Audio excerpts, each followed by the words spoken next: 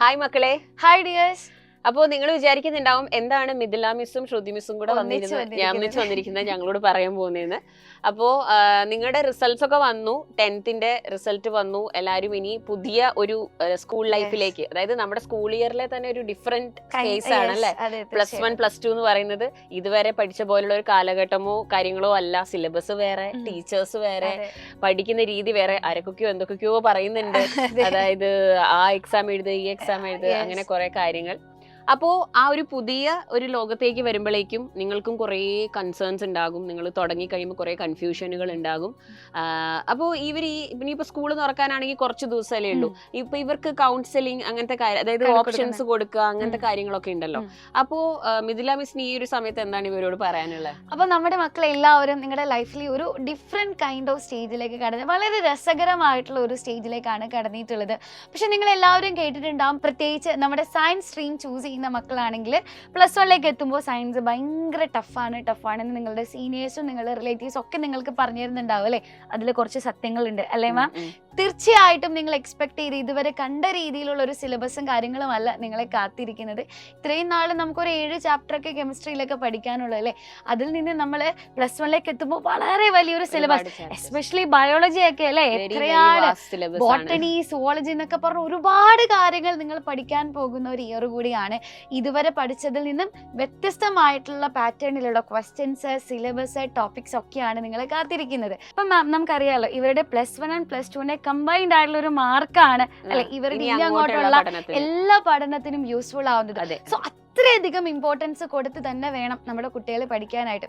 ഇനി നമ്മളിപ്പോ സയൻസ് എടുത്തവരിൽ ഒരു 80% ആൾക്കാരും +2 ശേഷം ആ 1 ഇയർ ഒക്കെ റിപ്പീറ്റ് ചെയ്തിട്ട് നീറ്റ് ജെയ്ക്കൊക്കെ പോകണം എന്ന് ആഗ്രഹിക്കുന്ന നമ്മുടെ മക്കളായിരിക്കും അല്ലെ.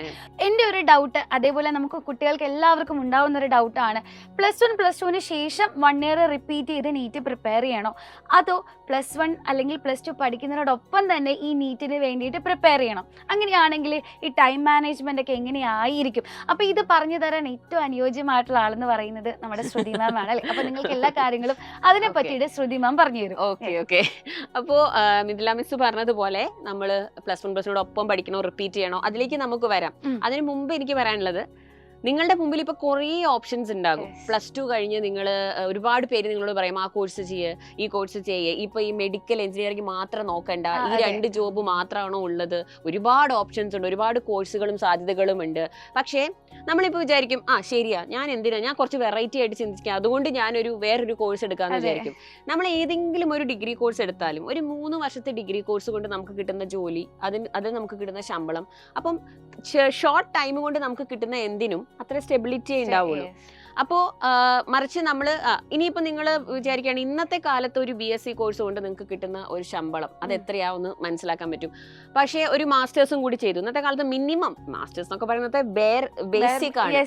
കാരണം ഇനി ടീച്ചിങ്ങിലേക്ക് പോകുന്നവരാണെങ്കിൽ MPhil, PhD അങ്ങനെ പോവാ, അല്ലെങ്കിൽ റിസർച്ചിലേക്കൊക്കെ പോകുന്നവരാണെങ്കിൽ PhD നിർബന്ധമാണ്. ഇപ്പൊ സയൻസ് എടുത്ത കുട്ടികൾക്കുള്ള ഒരു ഓപ്ഷൻസ് ആണ് ഞാൻ പറയുന്നത്. ഇനി വിദേശത്ത് പോയിട്ട് നിങ്ങൾ ബാക്കി പഠിക്കാൻ പോവുകയാണെങ്കിലോ അവിടുത്തെ ബ്രിഡ്ജ് കോഴ്സ് നിങ്ങൾ ചെയ്യണം, അവിടുത്തെ സർട്ടിഫിക്കേഷൻസ്. ബേസിക്കലി നിങ്ങൾ ഏതൊരു കോഴ്സ് സെലക്ട് ചെയ്താലും പ്രൊഫഷണൽ കോഴ്സ് മിനിമം 5 years നിങ്ങൾ അതിന് എന്താണെങ്കിലും ഇൻവെസ്റ്റ് ചെയ്യണം ടിൽ മാസ്റ്റേഴ്സ്. അത് കഴിഞ്ഞ് PhD എന്നൊക്കെ പറയുന്നത് അത് 6 or 7 years, ഒരു 10 to 12 years പോയി. നമ്മൾ എന്താ പറയുക, നിങ്ങളപ്പം എളുപ്പ വഴികൾക്ക് വേണ്ടിയിട്ട് പോകും. നിങ്ങളുടെ ചുറ്റുമുള്ളവർ കുറെ പറയും ആ ഡിപ്ലോമ ചെയ്യുക, ഈ കോഴ്സ് ചെയ്യുക, പെട്ടെന്ന് ജോലി കിട്ടും, പെട്ടെന്ന് ജോലി കിട്ടും.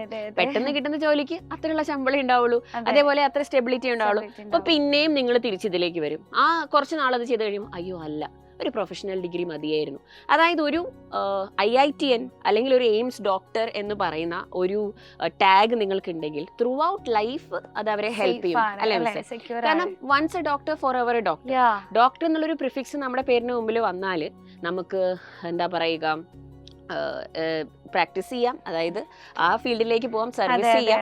അല്ലെങ്കിൽ ഇനിയിപ്പോൾ ടീച്ചിങ് വരണമെങ്കിൽ ഞങ്ങളെ പോലെയൊക്കെയുള്ള കുറേ പേരുണ്ട്, അതായത് റിസർച്ച് ഫീൽഡിൽ നിന്നിട്ട് പക്ഷേ ടീച്ചിങ്ങിനോട് ഇഷ്ടമായത് കൊണ്ട് ഇതിലേക്ക് വന്നവരുണ്ട്. അപ്പം നമുക്ക് അങ്ങനെ ഒരുപാട് ഓപ്ഷൻസ് ഉണ്ട് അല്ലേ.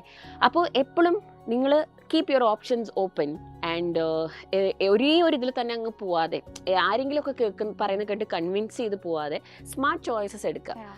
പിന്നെ മിസ്സിന് അറിയോ, നമ്മുടെ നീറ്റ് എക്സാമിൻ്റെ ഒരു പാറ്റേൺ നമ്മൾ നോക്കുകയാണെങ്കിൽ, കഴിഞ്ഞ ഒരു 10 വർഷത്തെ ട്രെൻഡ് നോക്കുകയാണെങ്കിൽ ഏറ്റവും കൂടുതൽ നീറ്റ് ക്ലിയർ ചെയ്തിരിക്കുന്നത് 80% of the students are first timers. അപ്പൊ പ്ലസ് ടുവിനോടൊപ്പം തന്നെ ഫസ്റ്റ് ടൈം എഴുതുന്നവരാണ് ഏറ്റവും അധികം ക്ലിയർ ചെയ്തിട്ടുള്ളത്. മിസ് നീറ്റ് എക്സാമിന് NTA പബ്ലിഷ് ചെയ്യുന്ന ഇത് നോക്കിയാൽ നമുക്കറിയാം. അതിൽ അവർ പറയുന്നത് എന്താ, ഏജ് ലിമിറ്റ് എന്താ, അതായത് 16 ഇയേഴ്സ് ആണ് ഏജ് ലിമിറ്റ്. അതായത് ഒരു കുട്ടി പ്ലസ് ടു കഴിയുന്ന സമയം എലിജിബിലിറ്റി ഏജ് എന്ന് പറയുന്നത്. ഏജ് ലിമിറ്റ് അല്ല, എലിജിബിലിറ്റി. പിന്നെ ഏജ് ലിമിറ്റ് ഇല്ല, എത്ര പ്രായം വരെ വേണമെങ്കിലും നമുക്ക് എഴുതിക്കൊണ്ടിരിക്കാം. പക്ഷെ അവരുദ്ദേശിക്കുന്നത് എന്താ, പ്ലസ് ടു കഴിയുന്ന ഒരു കുട്ടി ഇത് എഴുതണം. അതെ, പ്ലസ് ടു കഴിഞ്ഞ ഉടനെ പാസ് ഔട്ട് ആവുന്ന കുട്ടി തന്നെ ഇത് അറ്റൻഡ് ചെയ്യണം. അവര് നല്ല മാർക്കോടെ പാസ്സാവണം. അതിനെ ബേസ് ചെയ്തിട്ടാണ് അവര് മറ്റേ റാങ്കും കാറ്റഗറിയും കാര്യങ്ങളും ഒക്കെ ഇത് ചെയ്തിട്ടുള്ളത്. അപ്പോൾ നമ്മൾ നോക്കുകയാണെങ്കിൽ ഒരു കോളേജിൽ തന്നെ ഇപ്പം ഇന്ത്യയിൽ നമുക്ക് മൊത്തം 700-ലധികം മെഡിക്കൽ കോളേജസ് ഉണ്ട്. അതിൽ 400-ലധികം ഗവൺമെന്റ് മെഡിക്കൽ കോളേജസ് ആണ്. അതിലെല്ലാം കൂടി ഒരു ഗവൺമെന്റ് സീറ്റ് എന്ന് പറയുന്നത് 55,000 ഉണ്ട്. ടോട്ടൽ 1,12,000-ഓളം മെഡിക്കൽ സീറ്റ് ഉണ്ട്. അതിൽ 55,000 ഗവൺമെന്റ് സീറ്റ് ആണ്. നീറ്റ് എക്സാം കഴിഞ്ഞ വർഷം എഴുതിയത് 23 ലക്ഷം കുട്ടികളാണ്. പക്ഷെ അതില് അപ്പൊ എല്ലാരും വിചാരിക്കും ഈ 55,000 സീറ്റിന് വേണ്ടിയിട്ടാണോ ഞങ്ങൾ എഴുതിയിട്ട് കാര്യമുണ്ടോ? പക്ഷേ ഈ 23 ലക്ഷത്തില് ഒരു 20 ലക്ഷമൊക്കെ വെറുതെ ഒന്ന് ട്രൈ ചെയ്ത് നോക്കാന്നുള്ളതിൽ പ്രോപ്പർ പ്രിപ്പറേഷൻ ഒന്നും ഇല്ലാതെ എഴുതുന്നവരാണ്. ഒരു എല്ലാവരും എഴുതുന്നു, ഞാൻ എഴുതാം, ഒന്ന് എഴുതി നോക്കാം എന്നുള്ള രീതിയിൽ. പക്ഷെ ഫസ്റ്റ് ടൈം തന്നെ എനിക്കിത് വേണം, കിട്ടണം എന്നുള്ള ആ ഒരു സീരിയസ്നെസ്സോടെ എഴുതുന്ന ഒരു 3-4 ലക്ഷം കുട്ടികളുണ്ടാവുള്ളൂ. അപ്പൊ 3 lakh students competing four 55,000 seat. നമ്മൾ ഈ എക്സാമിന് മിസ്സിന് അറിയാം ഇവർ പഠിക്കുന്നത് എന്താണ്. ഇപ്പം നീറ്റ് എക്സാമിന് ഇവര് നമുക്കറിയാം NTA കണ്ടക്ട് ചെയ്യുന്ന എക്സാം ആണ്. NCERT സിലബസ് ബേസ്ഡ് ആണ്.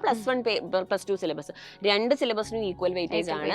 നല്ല പോലെ ക്വസ്റ്റ്യൻസ് വരും. അപ്പൊ ഇവർ പഠിക്കുന്ന സിലബസ് നല്ല ഡെപ്തിൽ ഇപ്പോഴേ അങ്ങ് പഠിച്ചു പോയാൽ നല്ല സ്കോർ മേടിക്കും. അതായത് ഇപ്പൊ ബോർഡ് എക്സാമിന് പഠിക്കുന്ന അതേ സിലബസ് തന്നെയാണ് നമ്മുടെ കുട്ടികൾക്ക് നീറ്റിന് വേണ്ടിയിട്ടും പ്രിപ്പയർ ചെയ്യാനുള്ളത്. അവർ ചെയ്യേണ്ട ആകെ കാര്യം എന്ന് പറയുന്നത് ആ ഓരോ ടോപ്പിക്കും നീറ്റ് ലെവലിലേക്ക് മാറ്റി പഠിക്കുക, ക്വസ്റ്റ്യൻസ് പ്രാക്ടീസ് ചെയ്യുക എന്നുള്ളതാണ് അല്ലെ. അപ്പൊ കറക്റ്റ് ആയിട്ട് പ്രോപ്പർ ആയിട്ടുള്ള ഒരു പ്ലാൻ, ഒരു ടൈം ടേബിൾ, ഒരു സ്റ്റഡി പ്ലാൻ, അതിനുള്ള മെറ്റീരിയൽസ് ഒക്കെ ഉണ്ടെങ്കിൽ തീർച്ചയായിട്ടും ഇവർക്ക് ഈസി ആയിട്ട് അവരുടെ ബോർഡ് എക്സാമിന് എഫക്ട് ചെയ്യാണ്ട് തന്നെ നീറ്റിന്റെ പ്രിപ്പറേഷൻ കൂടെ കൊണ്ടുപോകാനായിട്ട് സാധിക്കും. കാര്യമുണ്ട് മിസ്സേ, ഇതിനവർക്ക് ഏറ്റവും വേണ്ടത് ഗൈഡൻസ് ആണ്. സൈലത്തിന്റെ ബാച്ചില് ഈ ഫീൽഡിൽ ഒരുപാട് എക്സ്പീരിയൻസ് ഉള്ള നമ്മുടെ എക്സ്പേർട്സ് ആണ് ഇവരെ പഠിപ്പിക്കുന്നത്. കേരളത്തിലെ ഏറ്റവും മികച്ച അധ്യാപകരെ തന്നെയാണ് നമ്മുടെ സൈലത്തിന്റെ നീറ്റ് പ്രിപ്പറേഷനും ഇവർക്കുള്ളത്. And also plus two classes നോക്കണേ. അപ്പൊ ഇവർക്കുള്ള ഒരു കൺസേൺ, പേരൻസിന്റെ ഒരു കൺസേൺ ആണ്, അയ്യോ അപ്പോ അത് പ്ലസ് ടു കഴിഞ്ഞ് നോക്കിയാൽ പോരെ, പ്ലസ് വണ്ണിനൊപ്പം തന്നെ ഒക്കെ തുടങ്ങണം, പ്ലസ് വൺ തന്നെ എന്തോരാ പഠിക്കാനുള്ളത്, എന്തോരം ഉണ്ട് എന്നൊക്കെ ഉള്ളതാണ്. പക്ഷെ അതിനും നിങ്ങൾ ടെൻഷൻ അടിക്കേണ്ട ആവശ്യമില്ല. കാരണം പ്ലസ് വണ്ണിന്റെ റിവിഷൻ ക്ലാസ്സസ് നമ്മൾ ഇവർക്ക് കൊടുക്കുന്നുണ്ട്. പിന്നെ പരീക്ഷകൾ നമ്മൾ നടത്തുന്നുണ്ട് റെഗുലർ ആയിട്ട് ഈ ബാച്ചിൽ തന്നെ ഉള്ളപ്പോൾ. പിന്നെ ഇനി ബോർഡ് എക്സാം ആകുമ്പോഴേക്കും നമ്മുടെ അഗ്നി ബാച്ച് അല്ലെ, നമ്മുടെ സൈലത്തിന്റെ അടിപൊളി ടീച്ചേഴ്സ് പഠിപ്പിക്കുന്ന അഗ്നി ബാച്ചിലേക്ക് നിങ്ങൾക്ക് ആക്സസ് ഉണ്ട്. അതായത് അപ്പൊ നമ്മുടെ സൈലത്തിന്റെ മക്കളെ പ്ലസ് വണ്ണിനോട് പഠിക്കുന്നതോടൊപ്പം തന്നെ നിങ്ങൾക്ക് നീറ്റിന്റെ പ്രിപ്പറേഷൻ കൂടെ നടത്താൻ വേണ്ടിയിട്ട് നമ്മുടെ കിങ്സ് 11 ബാച്ച് ഉണ്ട് അല്ലേ മാം? കിങ്സ് 11 നിങ്ങൾ ജോയിൻ ചെയ്ത് കഴിഞ്ഞാൽ നിങ്ങൾക്ക് അഗ്നിയിലേക്കുള്ള ആക്സസും കിട്ടും. അഗ്നി എന്താണെന്ന് ഓൾറെഡി എല്ലാവർക്കും അറിയുന്നുണ്ടാവും. അപ്പം ഇവർക്കൊരു സംശയം ഉണ്ടാവും, അതായത് ഞങ്ങൾ അഗ്നി കാണണോ അതോ കിങ്സ് 11 കാണണോ? പക്ഷെ അഗ്നി ക്ലാസ് ഇവർ എപ്പോഴാണ് നോക്കേണ്ടത്? ഇവർ നമ്മള് നീറ്റിന്റെ സിലബസ്, അതായത് ബോർഡ് എക്സാമിന്റെ നീറ്റിന്റെ ഓറിയന്റഡ് ആയിട്ടാണ് കിങ്സ് 11ന്റെ ക്ലാസ് പോവുക. സിലബസ് ഫിനിഷ് ചെയ്ത് കഴിഞ്ഞ് നമ്മുടെ ഇവരുടെ മാർച്ചിലല്ലേ എക്സാം വരുന്നത്. അപ്പൊ ഫെബ്രുവരി മാസം മൊത്തം അഗ്നി റെഫർ ചെയ്യുക. ഒരു മോഡൽ എക്സാം ടൈമിന് നമുക്ക് ഒരു 1 month പ്രയർ ആയിട്ട് തന്നെ നിങ്ങൾ ഫുള്ള് അഗ്നി ബാച്ച് റെഫർ ചെയ്ത് പോവാം. അപ്പൊ നിങ്ങൾ ഒരിക്കലും വിചാരിക്കരുത് കേട്ടോ കിങ്സ് 11ലേക്ക് വന്നു കഴിഞ്ഞാൽ നീറ്റ് പ്രിപ്പറേഷൻ മാത്രമാണ്, അങ്ങനെയല്ല നിങ്ങൾ വിചാരിക്കേണ്ടത്. ബോർഡ് എക്സാമിനും അതോടൊപ്പം തന്നെ അതിന്റെ ഹയർ ലെവലിൽ ആപ്ലിക്കേഷൻ ലെവലിൽ നീറ്റിന് വേണ്ടിയിട്ട് നിങ്ങളെ പ്രിപ്പയർ ചെയ്യും. പിന്നെ മാം നമ്മുടെ കിങ്സ് 11 ബാച്ചിന് കുറെ വേറെ ഫീച്ചേഴ്സും കൂടി ഉണ്ടല്ലോ അല്ലെ, അതെന്തൊക്കെയാണെന്നൊന്ന് പറഞ്ഞു കൊടുക്കാമോ? ഒന്നാമത്തെ ഏറ്റവും വലിയ ബെനിഫിറ്റ് ഓൺലൈൻ ബാച്ച് ആണല്ലോ. അപ്പം വേറെ പുറത്ത് ട്യൂഷന് പോകണ്ട, വേറെ ട്രാവലിംഗ് ഇല്ല. സ്കൂള് കഴിഞ്ഞ് നേരെ വീട്ടിൽ വരിക, നല്ല മഴയൊക്കെ ആണെങ്കിലും ഒരു പ്രശ്നമില്ല, റെസ്റ്റ് എടുക്കുക, കംഫർട്ടബിൾ ആയിട്ട് ഇരുന്ന് വീട്ടിലെ കംഫർട്ട് സോണിൽ ഇരുന്ന് നിങ്ങൾക്ക് ക്ലാസ് കാണാം. ലൈവ് ക്ലാസ് ഉണ്ട്. ഇനി എന്തെങ്കിലും കാരണം കൊണ്ട് ലൈവ് മിസ്സായാൽ റെക്കോർഡഡ് ക്ലാസ് ആപ്പിലുണ്ട്. അപ്പൊ അത് പഠിക്കുക. പിന്നെ സൈലത്തിന്റെ ഒരു ക്ലാസ്സിന്റെ പ്രത്യേകത എന്ന് വെച്ചാൽ ഒരു ടീച്ചർ മാത്രമല്ല ഇവരെ ഒരു സബ്ജക്ട് പഠിപ്പിക്കുന്നത്. ഒരുപാട് ടീച്ചേഴ്സ്, എല്ലാ എക്സ്പേർട്സും നിങ്ങളെ ഓരോരോ ചാപ്റ്റർ വെച്ച് പഠിപ്പിക്കും. അപ്പം അത് ലൈവിൽ ഒരു ടീച്ചർ ആണെങ്കിൽ റെക്കോർഡിൽ വേറെ ടീച്ചർ ആയിരിക്കും. അപ്പം നിങ്ങൾക്ക് ഈ രണ്ട് ബെനിഫിറ്റ്സും, അതായത് ആര് കേൾക്കും പഠിപ്പിക്കുമ്പോഴാണോ അവർക്ക് മനസ്സിലാകുന്നത്, കൂടുതൽ ഇഷ്ടം ഉണ്ടാവുമല്ലോ. അപ്പൊ അത് നിങ്ങൾക്ക് കാണാം. പിന്നെ അതുപോലെ നമ്മുടെ ആപ്പ് സൈലം ലേണിംഗ് ആപ്പിലാണ് ഇവർ ക്ലാസ് കാണുക. ഈ ആപ്പിന് ഒരുപാട് ഫീച്ചേഴ്സ് ഉണ്ട്. ഇനി നിങ്ങൾക്ക് ഡൗട്ട്സ് വന്നോ, AI ഗുരു എന്ന് പറയുന്ന ഓപ്ഷൻ ഉണ്ട്, ഡൗട്ട്സ് ചോദിക്കാം. ക്വസ്റ്റ്യൻസ് ഒന്ന് പ്രാക്ടീസ് ചെയ്ത് നോക്കണോ, ഇൻഫിനിറ്റി പ്രാക്ടീസ്, അതൊരു ഗെയിം പോലെയാണ്. അതായത് ഇൻഫിനിറ്റി പ്രാക്ടീസിൽ ടോപ്പ് പെർഫോമേഴ്സിനെ നമുക്ക് ആപ്പിൽ ട്രാക്ക് ചെയ്യാം. അങ്ങനെ കുറെ ഓപ്ഷൻസ് ഉണ്ട്. പിന്നെ നമുക്ക് എന്താണ് മെന്റർ സപ്പോർട്ട് ഉണ്ടാവും. നമ്മുടെ ബാച്ചിന് നിങ്ങളെ കോൺടാക്ട് ചെയ്യുന്ന ഒരു മെന്റർ ഉണ്ടാകും. അങ്ങനെ ഒരുപാട് ഫീച്ചേഴ്സ്, ഒരുപാട് അധികം ഫീച്ചേഴ്സ്. നമ്മുടെ ഏറ്റവും ഹൈലൈറ്റിംഗ് ഫീച്ചർ നമ്മുടെ DPPs and MIMAs study materials, exclusive study material ഉണ്ട്. നമ്മുടെ അക്കാദമിക് എക്സ്പേർട്സ് തന്നെ പ്രിപ്പയർ ചെയ്യുന്ന ഏറ്റവും ഹൈലൈറ്റിംഗ് ഫീച്ചർ ആയിട്ട് തന്നെ നമ്മൾ എടുത്തു പറയുന്നത് സ്റ്റഡി മെറ്റീരിയൽ ആണ്. കാരണം ഈ വർഷം നീറ്റ് എക്സാം നല്ല ടഫ് ആയിരുന്നു. In the history of NEET one of the toughest paper ആയിരുന്നു ഫിസിക്സിലൊക്കെ വന്നത്. അപ്പം നമ്മൾ അതിനനുസരിച്ച് നമ്മുടെ way of practising questions 11th മുതൽ നിങ്ങൾ ഏത് ടൈപ്പ് ക്വസ്റ്റ്യൻസ് ചെയ്യണം എന്നുള്ളത് നമ്മൾ കിങ്സ് 11 ബാച്ചിൽ നിങ്ങളെ ചെയ്യിപ്പിക്കുന്നുണ്ട്. നമ്മുടെ സ്റ്റഡി മെറ്റീരിയൽ നമ്മൾ മുഴുവൻ മാറ്റുകയാണ് നിങ്ങൾക്കായിട്ട്. അതേപോലെ നമുക്ക് എക്സാം സീരീസ് ഉണ്ട്, റെഗുലർ ആയിട്ട് നിങ്ങളുടെ പെർഫോമൻസിനെ അനലൈസ് ചെയ്യാൻ കിങ്സ് 11ലെ കുട്ടികൾക്കും. അവരിപ്പോ നീറ്റ് എക്സാം എഴുതുന്നതിന് മുമ്പേ തന്നെ മാക്സിമം ക്വസ്റ്റ്യൻസ് പ്രാക്ടീസ് ചെയ്ത് അല്ലെ മാക്സിമം എക്സാംസ് ഒക്കെ അറ്റൻഡ് ചെയ്തിട്ടായിരിക്കും നമ്മുടെ കുട്ടികൾ. അറ്റ് ദ സെയിം ടൈം അഗ്നിയിലൊക്കെ ആയിട്ട് ഇവർക്ക് റിവിഷൻ ക്ലാസ്സുകളും അവിടുത്തെ മൊഡ്യൂൾ എക്സാംസും കാര്യങ്ങളൊക്കെ നമ്മളിപ്പം കിങ്സ് 11 ഒരു ക്ലാസ് നടക്കുമ്പോൾ നമ്മളൊരു ടോപ്പിക് എടുക്കുമ്പോൾ അതിന്റെ ടോപ്പിക് നമ്മൾ നല്ല ഡീറ്റെയിൽ ആയിട്ട് നമ്മൾ നീറ്റ് ഇതെന്നുള്ളൊരു പോയിന്റ് ഓഫ് വ്യൂവിലല്ല, നല്ല ഡെപ്തിൽ തന്നെ നമ്മൾ കോൺസെപ്റ്റ് ഇവരെ പഠിപ്പിക്കുന്നുണ്ട്. Plus end of that class every class അവർ 20 ക്വസ്റ്റ്യൻസ് ചെയ്യും പെർ ക്ലാസ്. അതിൽ അഡീഷണലി ഒരു 5 ക്വസ്റ്റ്യൻസ് ബോർഡ് എക്സാമിന്റെ ക്വസ്റ്റ്യൻസ് ആയിരിക്കും. അപ്പൊ ബോർഡ് മോഡലിലുള്ള ക്വസ്റ്റ്യൻസ് നമ്മൾ ചെയ്യിപ്പിക്കും. അങ്ങനെ ഒരു ചാപ്റ്ററിന് 5 സെക്ഷൻ ഉണ്ടെങ്കിൽ യു ഇമാജിൻ ഓരോ സെഷനിലും 25 ക്വസ്റ്റ്യൻസ് വെച്ചിട്ട് എത്രയോ ക്വസ്റ്റ്യൻസ് അവർ ചെയ്യുന്നു. ഒരു ചാപ്റ്ററിൽ തന്നെ മാക്സിമം ക്വസ്റ്റ്യൻസ് നിങ്ങൾ പഠിച്ചു കഴിഞ്ഞിരിക്കുകയാണ്. പിന്നെ ഒരു കാര്യം കൂടി ഉണ്ട് മാം, തീർച്ചയായിട്ടും നീറ്റിന്റെ ഒരു അഡ്വാൻസ്ഡ് മോഡലിൽ പഠിക്കുന്ന ഒരു കുട്ടിക്ക് +1 +2 ബോർഡ് എക്സാം വളരെ ഈസി ആയിരിക്കും അല്ലെ. എസ്പെഷ്യലി ഫിസിക്സ് ഒക്കെ വരുമ്പോഴത്തേക്കും അവരെല്ലാ കാര്യങ്ങളും ഡീറ്റെയിൽ ആയിട്ട് പഠിക്കുമ്പോൾ വളരെ ഈസി ആയിരിക്കും ഇവർക്ക് ബോർഡ് എക്സാം അറ്റൻഡ് ചെയ്യാനായിട്ട് സാധിക്കും.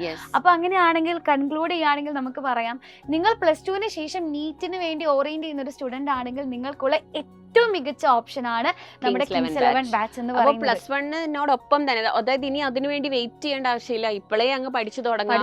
ഹാപ്പി ആയിട്ട് റെഗുലർ ആയിട്ട് കൺസിസ്റ്റന്റ് ആയിട്ട് ക്ലാസ്സിൽ വരിക, എക്സാമുകൾ എഴുതുക, വേറെ ഒന്നും ആലോചിക്കേണ്ട. അയ്യോ എനിക്ക് സ്കോർ, എന്റെ റാങ്ക് മാർക്ക്, അങ്ങനെ ഒന്നും വിചാരിക്കേണ്ട. ഈ ഫുൾ A+ ഒക്കെ വന്നോളും. പക്ഷെ നിങ്ങൾ ഈ ആദ്യമേ തന്നെ കൺസിസ്റ്റന്റ് ആയിട്ട് ക്ലാസ്സുകൾ അറ്റൻഡ് ചെയ്താൽ മതി. അതെ, അപ്പൊ പഠിക്കാൻ തയ്യാറായിട്ടുള്ള ഒരു നല്ല ഫ്യൂച്ചർ ഡോക്ടർ ആവണം എന്ന് ആഗ്രഹിക്കുന്ന എല്ലാവരും നമ്മുടെ ഒപ്പം പോയി വെൽക്കം ടു കിങ്സ് 11 ബാച്ച്. കൂടുതൽ വിവരങ്ങൾക്ക് നിങ്ങൾക്ക് ഞങ്ങളെ വിളിക്കാം, ഈ കാണുന്ന നമ്പറിൽ വിളിക്കാം.